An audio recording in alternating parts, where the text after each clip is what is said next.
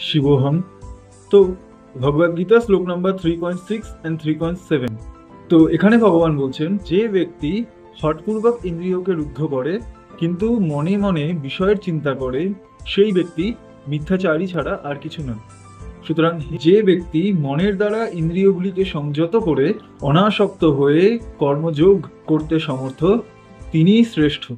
তো এখানে ভগবান বলছেন, মনে মনে বিষয়ের চিন্তা করা আর বিষয় ভোগ করা দুটির মধ্যে কোনো পার্থক্য নেই। তো সমাজের ভয় বা কখনো কখনো শারীরিক অসমর্থতার জন্য রোগাগ্রস্ত শরীর হতে পারে, বৃদ্ধাবস্থা হতে পারে, যার জন্য আমরা এমন কাজ যা কিনা স্বভাবতই ইন্দ্রিয়কে আকর্ষণ করে, সেই কাজ করার জন্য নিজের ইন্দ্রিয়দেরকে তো আটকাই, কিন্তু মনে মনে ক্রমাগত সেই জিনিসের আমরা চিন্তন করে চলি। তখন সেটি লাভার ন্যায় সুপ্ত বাসনা রূপে মনে অবস্থান করে এবং সময় পেলেই সেটি আগ্নেয়গিরির রূপ নেয়।